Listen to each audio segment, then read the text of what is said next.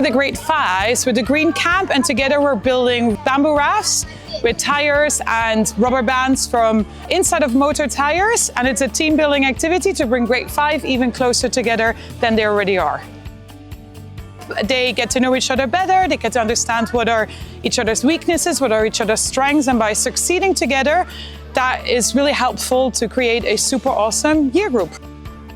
It taught them teamwork, it taught them introductions to bamboo, of course, and also it introduced them to the materials that they might not be using before, like rubber strings, and it introduced them to creative thinking and also learn to design their own raft.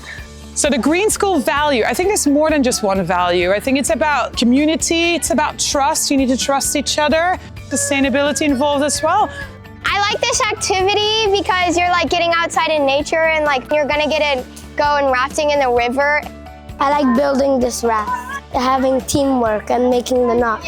We have some kind of limits and we could use the raft that we made in the river. I get to be outside in nature and I love building stuff and being in the water.